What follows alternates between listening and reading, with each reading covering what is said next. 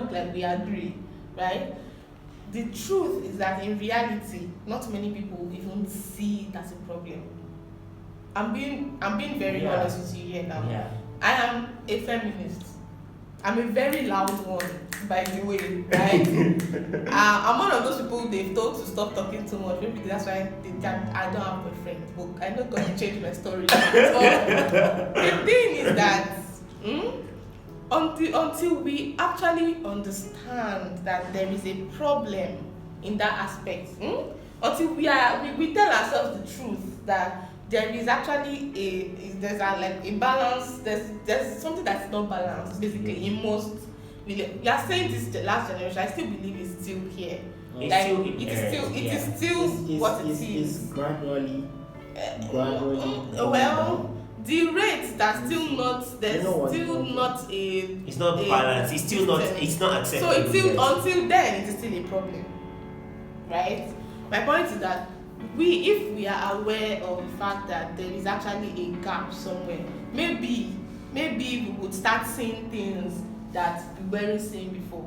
Yeah, maybe we will. Maybe An oppressor never knows that there's an oppression going on until you change hands. True. That's when they know. Power must change But I hands. still feel that there are Go some into the people breaks. who actually know what they are Of course. doing, There are those but ones that they enjoy it. They enjoy I mean, it, yeah. there's a popular saying that power corrupts and absolute Yeah. Power The curves. fact that Absolutely. you have, he said something about it being not balanced. It is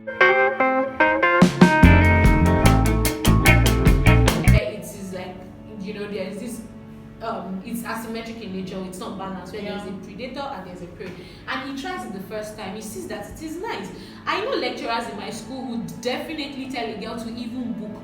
So you are not even just coming to sleep with it, you are booking the hotel room that you are going to actually. Meanwhile, you don't want to even sleep with the lecturer. So the fact is, I have friends that then, thank God the lecturer is no longer in my school, but this lecturer was a thorn in people's flesh.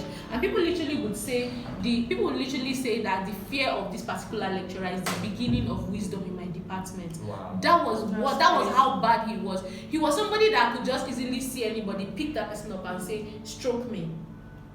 He was that kind of a person. And we have people like this, once they test this power the first time and say, oh, this is actually not bad. Yeah. So I don't think that all oppressors don't know don't know what they are doing. I feel like some people have gotten to the point where they now enjoy it. But that's wickedness then now. That Yeah, is so what they makes need an to be oppressor is constantly wicked in a way. I want to believe that some people, because the way some people act about, it's just like this thing of saying being a good father, being a terrible husband.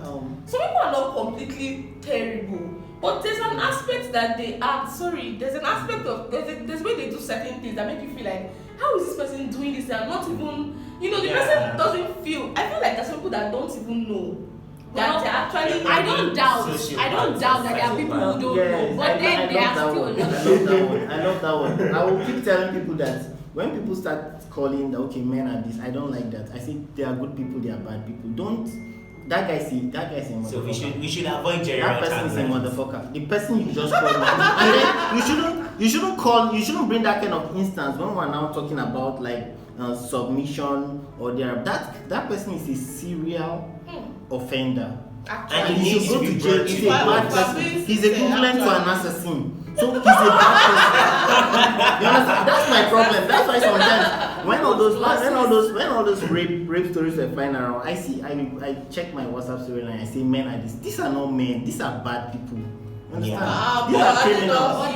Because what? No, you should call them. This is a sexual offender. Call him a sexual offender. Don't say it's a man.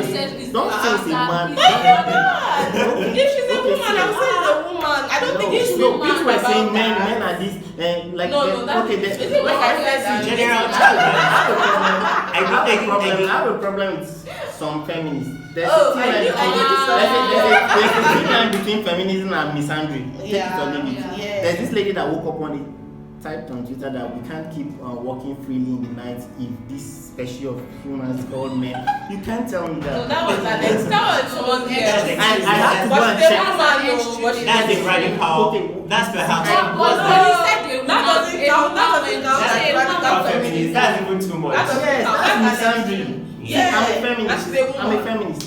I believe in equal rights for both genders. Come on. Yes, Because I feel personally I'm a good person, but you don't come and put me under an umbrella and then expect me to adore your movement. Yeah. Okay. So we are going to get rid of general taglines. Let's just try to round off. Okay. So the next thing is making out is not consent. Do we all agree? Yeah, We've said that. Okay.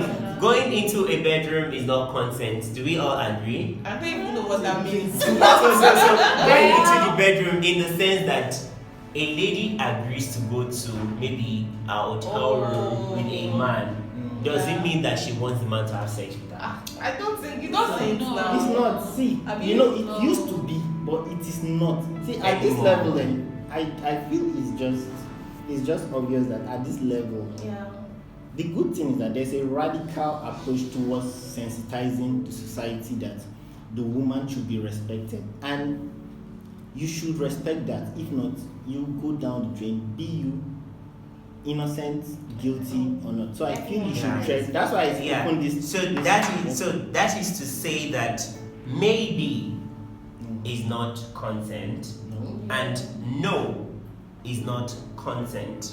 So do we now finally all agree that sexual activity without consent is sexual assault? Yes. That's what we've been saying. Yes. Okay. So we also all agree that only yes is consent. So it is important that we stop, ask, and listen. Stop, ask, and listen. Now, it is important. No, finish it by saying it is important that we tell the society to stop, ask, and listen. Okay. So. I talk to these people. This They is don't our say way of telling the yes. society. Understand? But no, it's trying to tell them to stop. Okay. So what you have to say? So now, what your What advice? I'm trying to say is, if I'm going to advise, I think that these advocates against sexual violence should be more proactive. I think we should have a way of teaching these young ones, because probably if the young ones grow up with it, it will become a norm. But personally, we are not there yet. Obviously, we are not the there. The Nigerian female is not expressive enough, and then I the Nigerian male has too much ginger. I think they and the good thing is that they are tapering down. It's becoming they're coming down now, because it's really going to. The good thing about it, okay, I think I've seen like the documentary about that lecturer. It helped a lot. And then you just walk into even private universities. You walk and they are molesting the females, and lecturers are doing all this stuff.